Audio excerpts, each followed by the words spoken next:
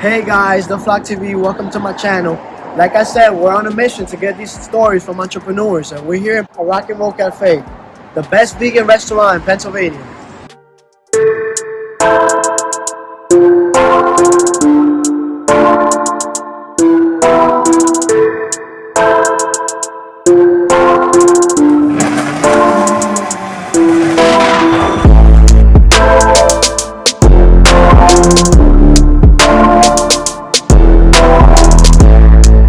Hey guys, I'm here with Al and Kim, the founders of Rock and Roll Cafe here in Pennsylvania. So we're here to ask them about their story and how they were able to build this amazing brand behind them, which is the Rock and Roll Cafe.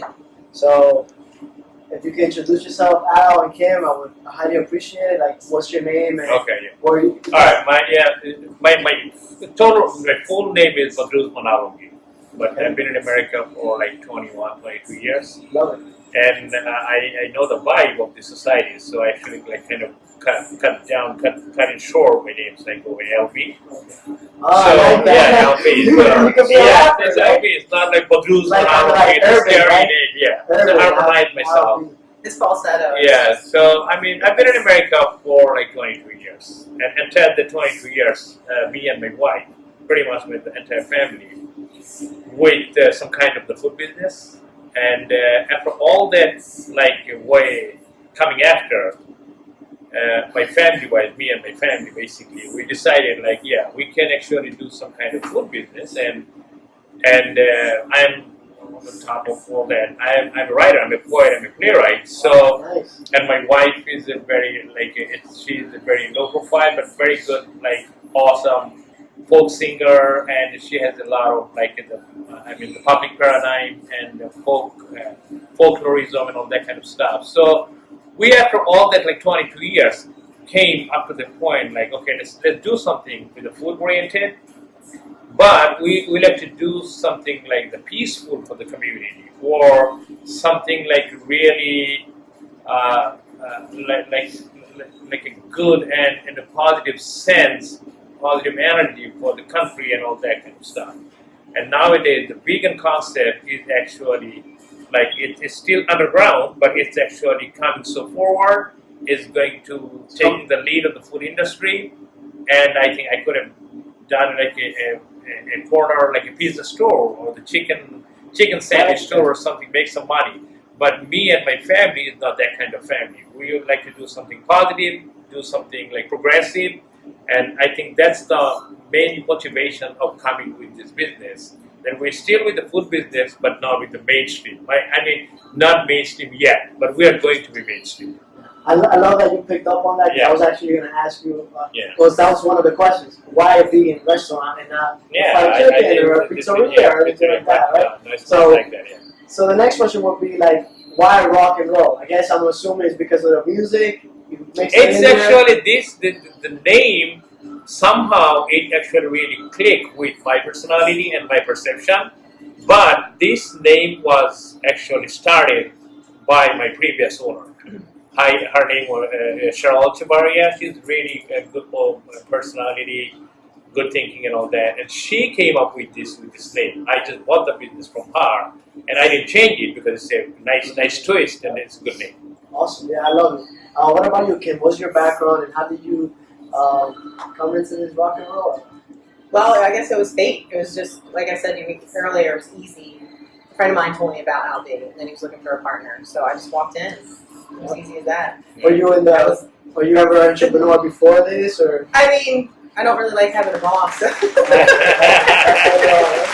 a good one. I mean, my history is long. I have a really long background in corporate and whatever, and I raised my kids. So, Awesome. you know, I bring a lot to the table. But the way it happened was just organic. I walked in, said hi, we sat down right there, and this is what we came up with.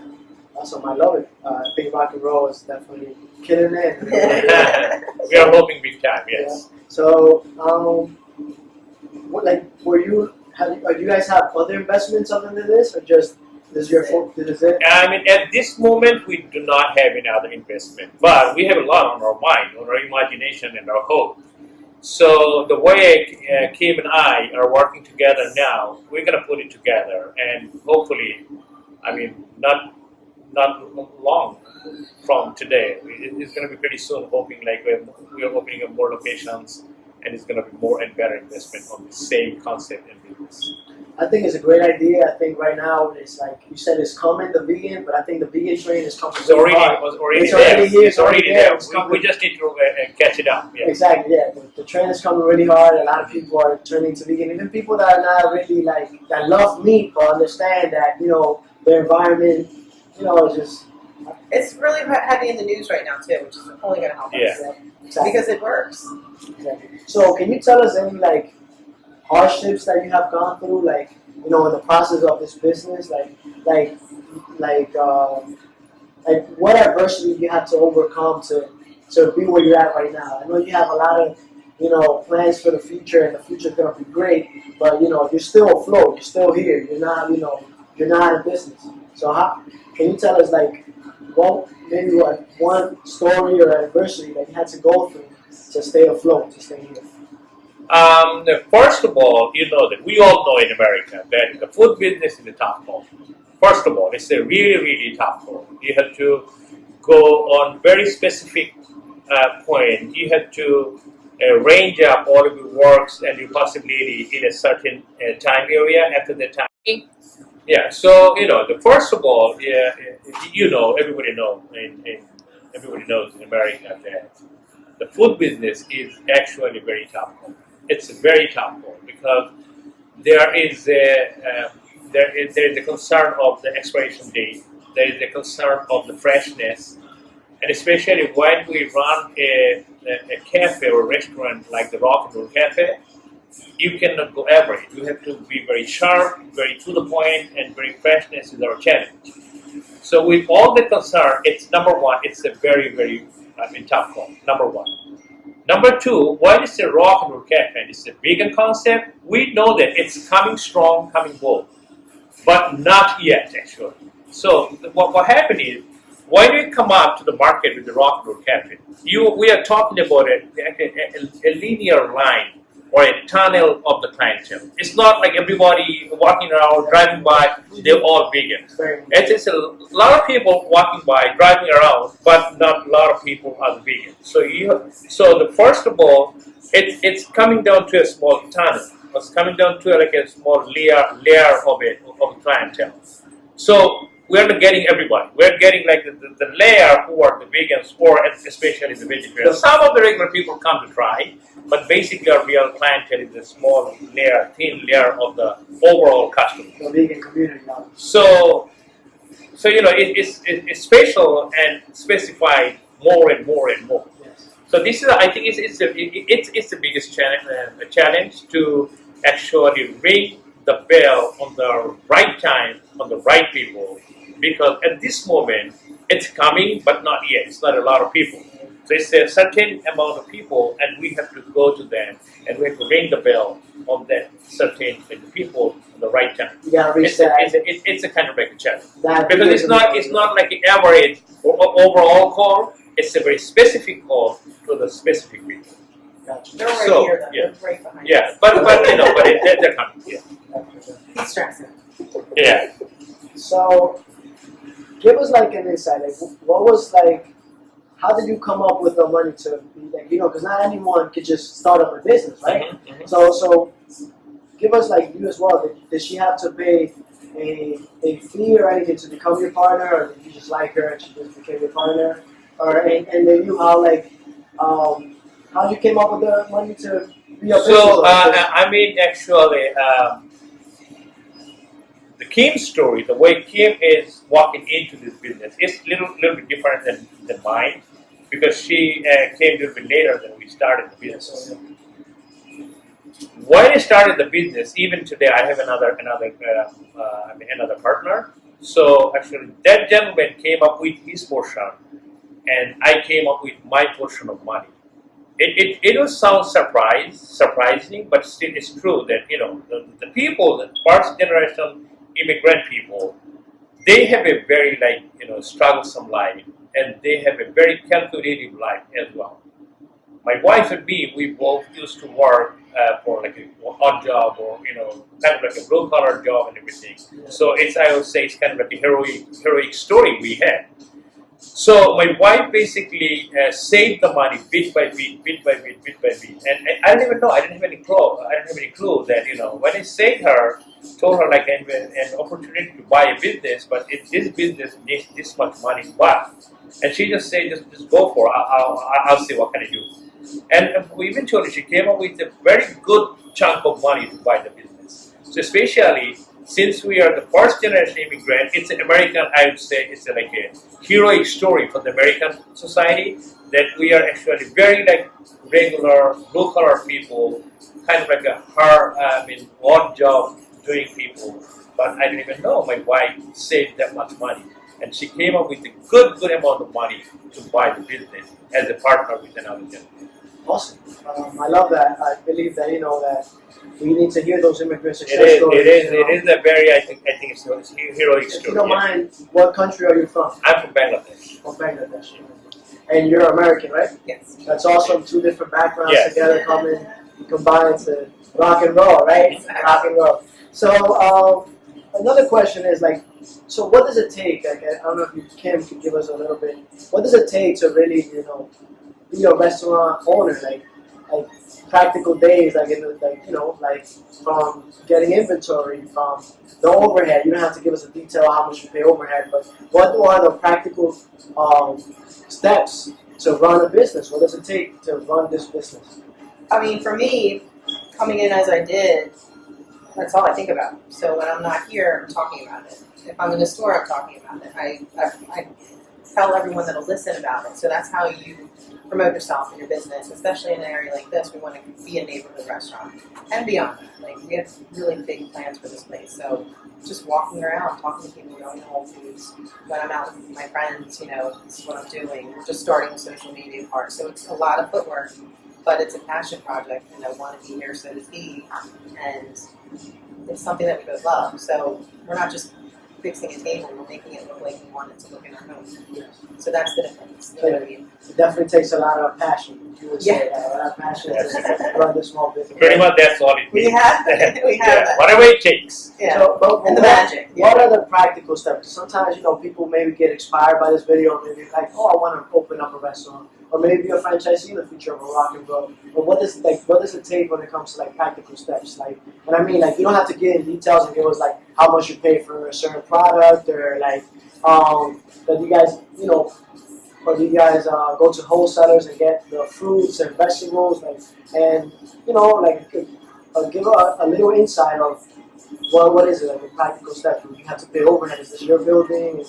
Do you have to own the building? You know what I mean? Well, this is the very beginning of it. So this is all out of pocket for me and now. We're doing everything from our hearts and from our own wallet in hopes that this is going to turn around, and it will. We're already seeing people coming in, and people are learning that we're here and that they're vegan and vegetarian, because he's been doing this all on his own. Yeah. He hasn't had a minute. You can't run a cafe on your own. You need someone else. Yes. To run the Whole Foods, if we run out of avocado, it comes down to that. And you also have to humble yourself, do the dishes, wash the floor, go feed the streets, pick up stuff. There's nothing that you can't get your hands into. That's the key. You can't be so elitist that you're just going to come in as a partner and I'm going to own it. You have to own it from the ground up. That's it. That means doing, the inventory runs when something like avocado runs out. You got to go run. I'm very well known in Whole Foods. You guys buy You're out again. You guys We buy, try not to, but you guys I buy, don't love Whole Foods. do you guys buy a lot from Whole Foods? I'm in there a lot. But We don't buy a lot, but we go there a lot. Maybe we buy the bit by bit. We didn't stop. But because we have to keep it fresh. Say I have avocados. But the avocado, the texture of the avocado, the way it's supposed to be or should be. Say like me or Kim figured it out that it's not that texture actually. Maybe it's a little more harder or softer. So if we like to keep our standard on, then maybe we have to run to the even though I have avocado in the store at this moment, but we cannot use it. We cannot just go average. because it's so specific, so customized. So keep this on. We have to do more very like small, detailed ones. And I think that the question actually you asked, I think there is two concerns, big concern. One is, you know, that nowadays in America, the biggest challenge to come up with a small business is to face the corporate concept.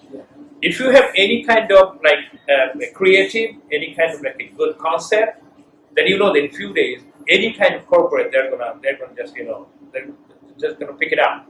So when they pick your concept, then you are, I mean, so think like Amazon versus Rock and Roll Cafe. It's like, you know, it's a very uneven like struggle. But you have to be ready to come up always. Since they're corporate, they cannot come up with a creative idea every single day. But you can because you are small. You can because you or yourself or your partner is coming up with the creative idea. But for them, it's a big administration, big, you know. So this is the same. I mean, in one point, this is plus and minus. Plus is, since you're small, then you always can do your brainstorm. You can come up with new ideas. But the challenge is, since you're small and they're big, just like Shakespearean theater, the big fish always try or eat the small fishes. That's the question of existence. And if anybody wants to come up with a small business like the food business, I think they need to do it either way. Either they have to have a very tight and beautiful family structure so that they can work together, and it doesn't matter if they're making any money at that point or making or not making, because the family is there. They are standing up for each other. This could be one texture. And another texture could be really come up with a good understanding, flexible friend setup. I'm thinking that maybe Kim and I, this kind of friend setup, and they can face this kind of situation. Because they have to go through a very, very harsh, very tough situation that you are not making money at that point instantly. Maybe you're making, I mean, it's actually that kind of thing that you are making money in your imagination. So you have to go through, you have to work together to catch it up. Definitely. Yeah. So just a little bit brief conversation about like the vegan like food. Because so for people that are not vegans, like me personally, I'm not a vegan, you know, but I love this restaurant. I love the Bar 3, which you guys gotta try it. It's the best smoothie. And like I don't, sometimes when I come in here and I see like the option of bacon and the option of like tacos, Chicken. like yeah. So give us like, you know, maybe you can't give us the secret ingredients, right? Yeah. But Yeah. tell us like, how does that work? Like it really tastes like chicken and it really tastes like bacon. Like, you know, what can you tell us about that? You know, Al's a genius as far as flavors go. He really works hard. He puts a lot of his heart into every sauce that he makes. So all these creations are his. I just love learning how to make them. so even the bacon is just like this No, some whole of the thing? things that the bacon we buy, Okay. say like, okay, first of all, it's actually pretty much the food business and the politics of food business is almost like split in two ways. Okay. One is the regular like the food business and the concept. Yeah. Another one is like almost like parallelly is the vegan or vegetarian. Yeah. So the basis of the veganism or the vegetarianism, it's not like we cannot come up with this kind of thing. It's more like more scientific analysis, more like actually research-oriented job. Say like one book's name is China Study. China Study, if you, I mean, a doctor came up with the book China Study, and it's a huge, like the basis of the argument how we should do the old-fashioned way, like the vegetarian way or the vegan way. And then the game changer, there's a movie. So there's a lot of investment, there's a lot of research going on nowadays, like in the regular food business and the counter way, the vegan and the vegetarian food business, right? So some of the things you can get actually from, say, like from the vegan market or like the vegetarian market, organic market, selling the tempeh, which is our bacon. But we make our chicken, we make our own tacos. So what is in that bacon? You know what's the ingredients? Yeah, the bacon is basically actually the taste comes. The bacon we use is actually the rice and the flax. So when you combine rice and flax, Tastes it like has like bacon. not yet, but when you put a flax and the rice and combine them, it will give you kind of like a flat taste. but you have to bacon up. You have to make it bacon, and then you add some tamari, which is the soy sauce, and a little bit say like the smell flavor. What is it called? I forgot the name. The smoke flavor. Okay. Say like a little bit of smoke flavor, and soak them for a little bit, and it will come up with the bacon taste. Nice. Yeah. Yeah, I had a cheesesteak, a vegan restaurant, and it tastes like cheesesteak. Yeah. We Yeah.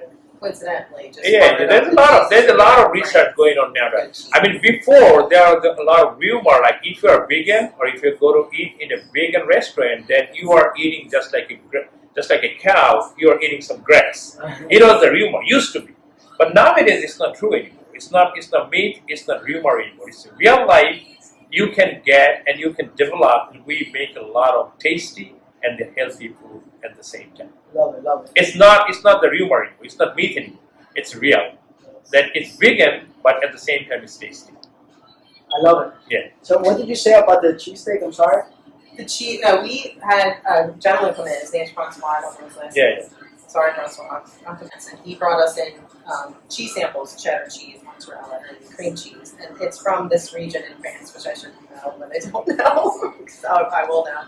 But we're doing stuff with that. And this cheese is amazing. It's better than anything I tasted as far as the vegan cheese goes. So more to come. So what drives you, Kim? What drives you to keep going and keep this business going? So just people tend to support businesses with a story behind and with, and when you build a brand, I think every brand has a story behind it. And obviously we already know a little bit about you and a little bit about Al B, right? And but what drives you to keep rock and roll going? I did like we talked before, like being an entrepreneur. It was coming from a very dark place as far as my personal life and even my professional life. So when I stumbled in here, it was like all or nothing. And that's sometimes when the best dreams are born.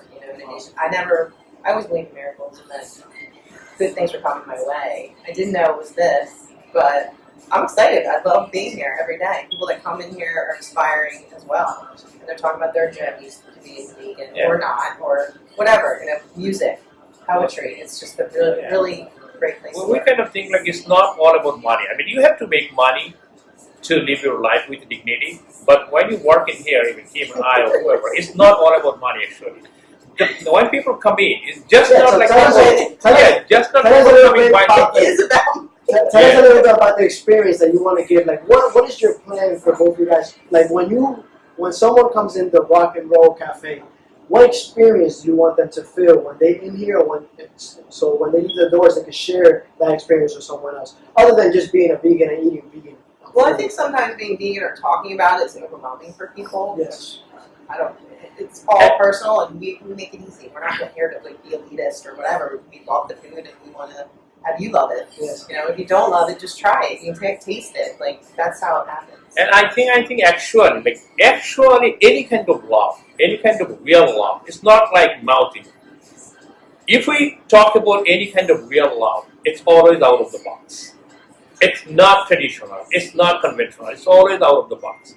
I think you say that. Even our banner outside the door, in the banner you can see, we say our business motto, we say, walk in as a customer, walk out as our family. Wow, love it. So you know that the motivation, the strength of our heart touchingness is already different than any other regular business. Number one. Number two, even the concept, the vegan concept, when the whole concept is talking about your mental health, they're talking about your real energy level of your love and your spirituality. That means it already is different than the regular food business. It's already different. And then when you come in, I told you, we are talking about a layer or a tunnel of the people and tunnel. It will expand. It will expand, we know that. So, any kind of like underground thing, it's still kind of like an underground music, It's strong, but you don't see it yet. It is strong actually. It has a different, like a hard vibe. Maybe you don't see visibly. It's working there inside. So the whole thing is actually out of the box. Our approach, our mannerism, our love to even make the food. Any other restaurant you go, any other big restaurant, they make the food because it's their business. But we make our food because it's a relationship. Awesome. It's just not like making some money. It's making actually love. It's making money to live our life with dignity. But actually, we build up the blessing of the people. Awesome, and I definitely feel that when I come into the restaurant. We try. I feel it, yeah, definitely. So, real quick, what is in the Bar 3, the famous movie? What is in the Bar 3? That's so Bar 3 is it's a good combination actually. It's coconut milk, which is our homemade coconut milk, awesome. organic coconut milk, and then our frozen banana, and a little bit of vanilla flavor, and the organic peanut butter, and our raw blue agave from Mexico. Awesome. So it's like a few little things. It's coconut milk, banana, vanilla, little bit agave, and peanut butter. And then you blend it in a very nice, beautiful blender. Regular blender doesn't give you the flavor. It has to have a really nice, good, strong, blender so that it comes, and then that blender give you all the flavors out. There it is. Alfie's just giving the secret to the Bar 3, guys. It's just crazy. I don't have any problem because I told you it's not all about money. It's not about money. It's about, we like to see a balanced, beautiful, peaceful community, country, and people. If people make it at their own home, all of our business, all of our food, I don't mind. I don't have any problem. As long people are happy, as long people are healthy and spiritual, we all good. Love it. Yeah. I love it. So, last but not least, where do you guys see Rock and Roll Cafe in like 5 years? Like, what is your tunnel vision and plan and goals for like, maybe not the whole practical steps, but in 5 years you see Rock and Roll Cafe here or there? Like, what market? What do you focus on? The focus is in 5 years. You will to talk to us like this to take an interview. You have to wait 1 month. Man. Yeah, you have to wait 1 month. We did like 30 minutes from now. There you go. We have all the schedule already booked up. So hold on. I'll be on the beach. Awesome. Yeah, that's the plan. Well, Albie and Kim, tune in for his mixtape coming soon. So. But thank you for having us. Thank you for having us. You guys we really enjoy. And you guys come and see us. definitely come in.